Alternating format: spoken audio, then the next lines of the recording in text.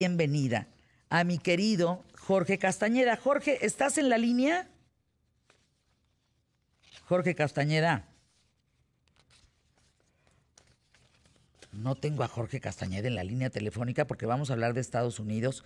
Él escribió un libro muy bueno que se llama En la intimidad, Estados Unidos en la intimidad y a la distancia. Nos quedamos muy picados, Jorge, contigo la vez pasada, exsecretario de Asuntos Exteriores de México, analista político e internacionalista. ¿Cómo ves la relación hoy de Estados Unidos y México? ¿Es una relación cordial? ¿Es una relación mentirosa? ¿Qué apellido le pondrías a la relación México-Estados Unidos en el año 2020?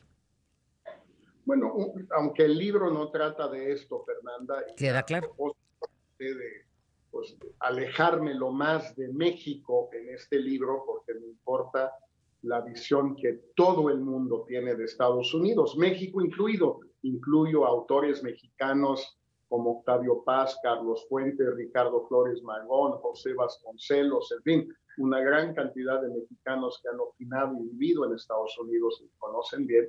Pero a propósito, insisto, no es un libro sobre la relación entre México y Estados Unidos. Hoy en día esa relación yo la caracterizaría como una relación de sumisión. Es decir, yo no recuerdo en los 50 años casi que llevo siguiendo la relación entre México y Estados Unidos, primero a través de mi padre, mi hermano en el servicio exterior, mis propios estudios, mis propios libros, luego yo como secretario de Relaciones, en fin, no recuerdo un momento de mayor sumisión del gobierno de México al de Estados Unidos como ahora. Trátese de las deportaciones de centroamericanos, trátese de ir a apoyar a Trump como candidato a la reelección, trátese de hacerse de la vista gorda o poner la otra mejilla frente a todos los insultos de Trump a México y a los mexicanos, las deportaciones de mexicanos de Estados Unidos, etcétera.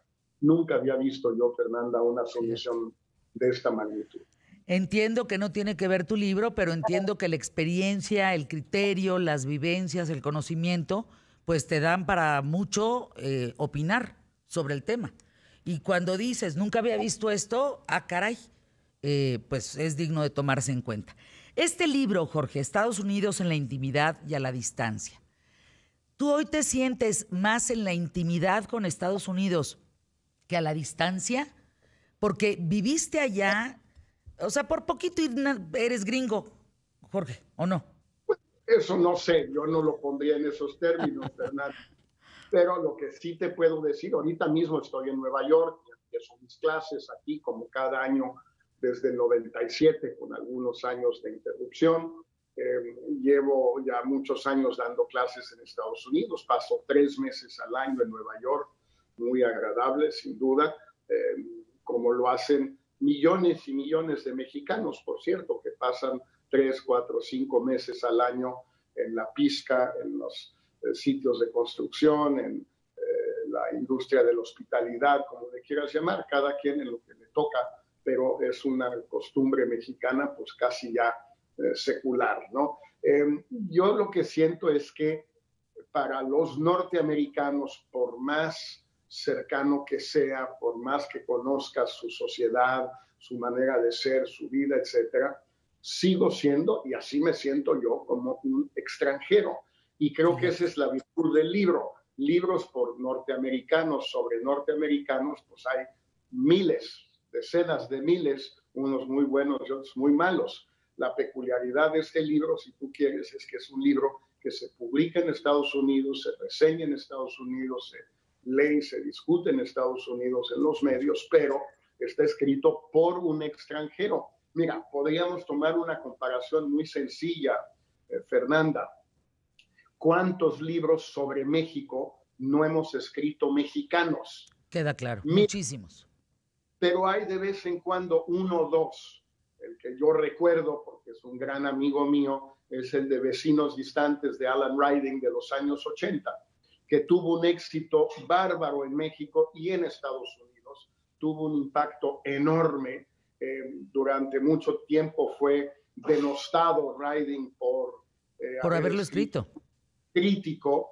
Yo creo que traté de reivindicarlo cuando en mi último acto en la Secretaría de Relaciones Exteriores le otorgo a nombre del presidente el Orden del Águila Azteca, muy merecida, por cierto, por parte de Riding, pero es un poco lo mismo. Es decir, lo que dice un extranjero sobre un país no es que valga más de lo que dice un nacional, es distinto, nada más, no es mejor ni peor, es diferente, es una mirada distinta. Por eso valoro tu trabajo, Jorge, por eso valoro este libro, que además es un gozo leerlo, Estados Unidos en la intimidad y a la distancia.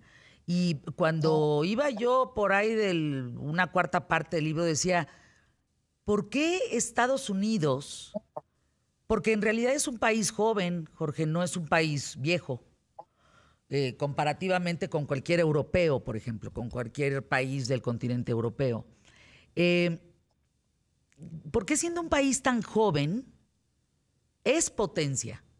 Porque mira, año 2020, pues podremos decir el sereno, pero sigue siendo potencia militar, política, líder en tecnología, o sea, sigue estando en los primeros lugares en ese sentido, aunque parece China le quiere quitar la mote, digamos, de primera potencia. Pero ¿por qué, joven? ¿Por qué Jorge es tan joven y es tal potencia?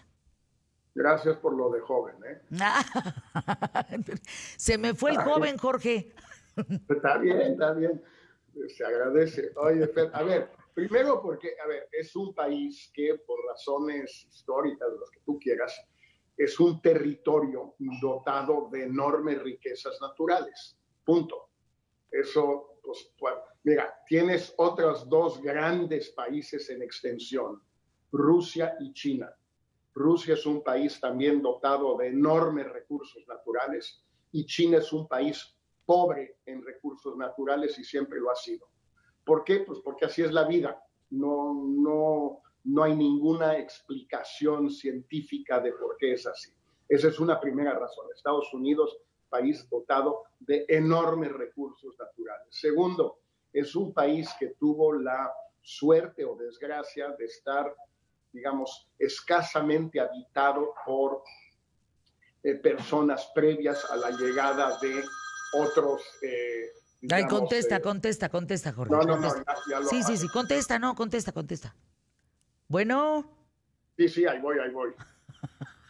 Gracias, Fernanda. Entonces, esa deshabitación, esa desolación demográfica, salvo los pueblos originarios que tenían enormes virtudes de creatividad, de audacia, de todo, pero eran todavía civilizaciones relativamente nómadas, poco estructuradas y poco densas. No había tanta gente. Entonces, cuando llegan primero los ingleses, luego los holandeses, y van llegando hasta el día de ayer, que llegaron 1,000 mexicanos probablemente cruzando la frontera sin papeles, bueno, anoche. Eso hace que reciban la audacia, el espíritu empresarial, la valentía, la creatividad de lo mejor de todos los países del mundo, lo mejor de los chinos, de los mexicanos, de los alemanes, de los irlandeses, de los somalíes, de los etíopes, y le podemos seguir. Pero esto que era cierto en el siglo XVII y XVIII, lo sigue siendo, insisto, ayer en la noche, cuando llegaron, estadísticamente hablando, unos 1,000 mexicanos sin papeles entraron a Estados Unidos. Déjame ir a pausa. Déjame ir a spots. Es enorme. Déjame ir a spots QTF, pero surgen varias dudas. México también tiene recursos naturales y vaya que sí los tenemos. También había nómadas, había poca densidad en todo un territorio nacional. Con eso regresamos. ¿Por qué nosotros no pudimos ser potencia? ¿Por qué el vecino sí? Volvemos aquí en ¿Qué tal? Nos quedamos en que Estados Unidos, el tema de los recursos naturales, los nómadas y la extensión territorial y la forma el mejor talento, por decirlo así, del mundo, Jorge, lo mejor del mundo en otros países empezó a llegar a Estados Unidos para construirlo. ¿Qué más? ¿Por qué lo hace un país tan joven y tan primera potencia? ¿Hay algún otro aspecto? Bueno, sin duda, Fernanda, las instituciones de las cuales se dotaron los norteamericanos desde finales del siglo XVIII. Una cosa es que no sean tan excepcionales como ellos dicen, ni esas instituciones ni ellos mismos, ni que sean todo lo que se dijo en la Declaración de Independencia y en la Constitución que eran esas instituciones, pero comparadas con las de otros países, recuerda que cuando los padres fundadores escriben la Declaración de Independencia, escriben la Constitución, las primeras enmiendas del llamado Bill of Rights, todo eso, México era todavía una colonia. Y cuando ya finalmente somos independientes en el 2021, Estados Unidos llevaba ya 30 años eligiendo a sus presidentes, ya habían tenido una guerra con Inglaterra, una segunda guerra, ya se habían empezado a expandir hacia Occidente, en fin, todo esto es muy importante. Sus instituciones no son mágicas, no son panaceas, no son tan excepcionales como ellos dicen, pero comparadas con las instituciones que tenía todo el resto del mundo, salvo quizás Inglaterra, pues sí, eran muy sobresalientes. Esa es una razón adicional y muy importante. Luego el mero tamaño, amiga Fernanda, decías que México es un país con recursos naturales, sin duda, pero Estados Unidos es 5 veces más grande que México. Tiene una superficie cultivable para la agricultura muchísimas veces más grande que México y más rica. Las tierras de las grandes planicias del centro del país ya las quisiéramos para un día domingo, no las tenemos ni en extensión, ni en fertilidad, ni en régimen pluvial, ni en nada. Lo mismo con grandes cantidades de recursos, por ejemplo, petróleo. Ya nosotros nos jactamos de que tenemos riquezas petroleras. Desde 1870 ellos han tenido mucha más riqueza petrolera que nosotros y hoy ya son totalmente autosuficientes en materia petrolera gracias al fracking. Fíjate, Jorge, ahorita me quedé reflexionando, qué importante es la institucionalidad. Un país funciona por la estabilidad y continuidad de sus instituciones. Uno no se mete con las instituciones, ¿estás de acuerdo? Si te metes con las instituciones, pues no puedes llegar a buen rumbo. Bueno, hay quienes sí se meten, como ya hemos sabido en México, en muchas ocasiones, por cierto, no solo ahora con López Obrador, y en Estados Unidos hay mucho temor de que Trump se ha metido con las instituciones de muchas maneras que le están haciendo un enorme daño al país. Pero detalles más, detalles menos, las instituciones norteamericanas, o muchas de ellas, van a cumplir 250 años dentro de muy poquito, dentro de 15 años. Entonces, pues bueno, eso ya empieza dentro de 6 años y partes de la declaración. Sí, lo que te iba a decir es menos. Bueno, pues oye, no, son instituciones muy duraderas, muy resilientes, que han resistido el paso del tiempo, la agresión, por ejemplo, de los suristas, de los secesionistas en el siglo XIX, la agresión de Japón y la Alemania nazi en la Segunda Guerra Mundial, la rivalidad con la Unión Soviética durante la Guerra Fría. En fin, han resistido mucho. Pocos países, insisto, solo quizás Inglaterra, puede presumir de instituciones que han durado tanto. Francia, que es un país en muchos sentidos ejemplar en esta materia, lleva 5 constituciones, por eso esta se llama la Quinta República. Bueno, pues Estados Unidos lleva una y llevan 25 enmiendas. Nosotros llevamos 3 y llevamos ya ahora de la tercera, creo que 1,500 modificaciones. Jorge, a ver, centrémonos un poco, que también me lo cuestionó al leer tu libro, vaya, me vino este tema. ¿Qué tipo de clase media es la que conforma Estados Unidos? Porque ha sido un ideal durante mucho tiempo la clase media de Estados Unidos, Jorge.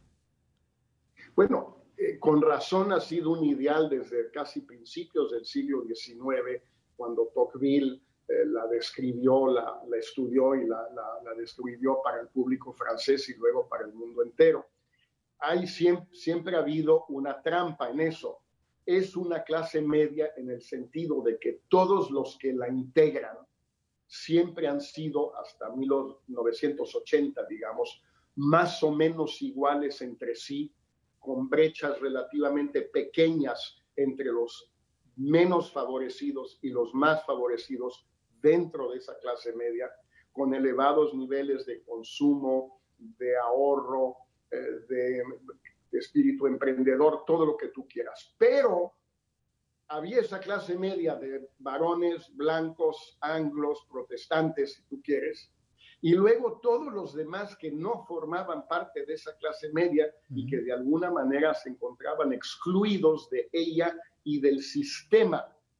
Los pueblos originarios, durante muchos años las mujeres, desde luego los esclavos y luego los afroamericanos liberados. Por supuesto que los chinos, cuando llegaron por ahí de 1870, 80, y después los mexicanos que empezaron a llegar por ahí de principios del siglo XX, un poquito antes, y los demás latinos, y los que han llegado ahora. Es decir, es una clase media extraordinaria para los que pertenecen a ella, y es algo intolerable, inaceptable para todos los que no pertenecen a ella, pero que sí van ingresando poco a poco a ella. Los negros, los chinos, los mexicanos, las mujeres, desde luego, mucho tiempo antes, poco a poco fueron ingresando, pero a ritmos cada vez más lentos y de manera más restrictiva. Jorge, en la elaboración del libro, en la escritura del libro, el producto final, el que llegó a mis manos y va a llegar a cientos de miles de lectores, así lo deseo, que sea bestseller y que se venda, hazme la buena. sea number one, así, número 1 en Estados Unidos. ¿Omitiste algo? ¿Hubo algo que preferiste mejor no entrarle? Pues mira, fueron varias cosas. No es que preferí entrarle, sino por tiempo y sobre todo por dimensiones del libro. Yo quería a propósito un libro que no pasara de las 350 páginas. Ya después se vuelven difíciles de leer. Por ejemplo, el deporte.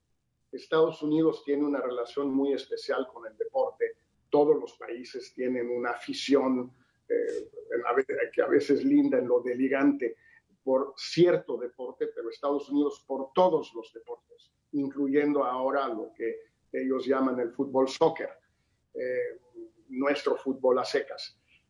Tienen una relación importantísima con el deporte. El deporte desempeña un papel fundamental en la sociedad norteamericana, desde niños chiquitos de la Little League de béisbol para los de 9, 10 años, hasta LeBron James, que protesta contra las políticas de Trump y los asesinatos de negros por policías blancos en Wisconsin, pasando por todas las etapas intermedias.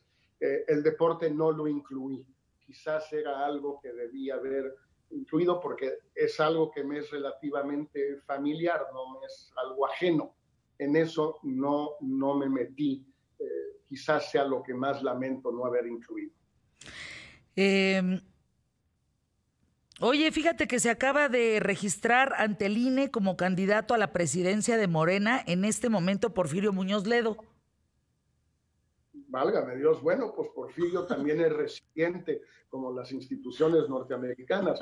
No tiene 250 años, pero ahí va.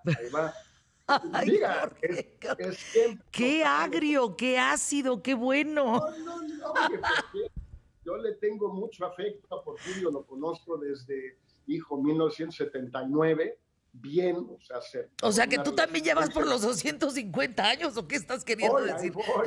Casi, ahí voy. Mira, Porfirio es alguien que tiene una enorme creatividad política, tiene una enorme capacidad de perseverancia política, y bueno, pues esto yo creo que habla muy bien de él. No sé si hable muy bien de Morena y del sistema de partidos que tenemos, que como él mismo dice, ya va por el récord Guinness sí, de haber sido presidente de 3 partidos. No, se dice fácil,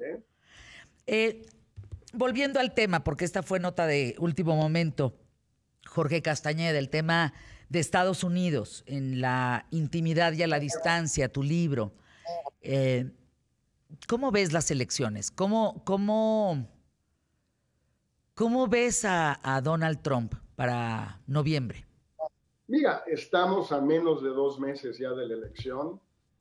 Yo siento que ya está votando la gente, porque la gente puede votar no solo por correo, sino que puede votar antes del día de las elecciones. Y hay gente votando hoy mismo.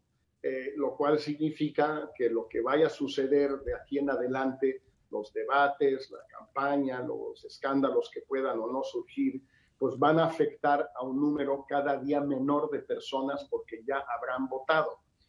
Me parece muy difícil que a estas alturas Trump pueda remontar una desventaja de 10 puntos a nivel nacional y de 6, 7 puntos en la decena de estados clave que son los que van a decidir la elección. No es solo que si la elección fuera hoy ganaría Biden, de eso no hay duda, sino que lo que pueda cambiar entre hoy y el 3 de noviembre es cada día menor. Me parece muy difícil que Trump pueda ganar. Hombre, siempre hay sorpresas en este mundo, pero lo veo muy difícil. Prácticamente lo veo un hombre derrotado. Pues sí, me da mucho cierto. Corte y queda, mi querido Jorge, con ese audio nos quedamos y con esa imagen nos quedamos. Te mando un abrazo con cariño. Gracias por este libro, a la venta en todos lados. Y vale la pena adentrarte en esa intimidad y a la distancia de Estados Unidos.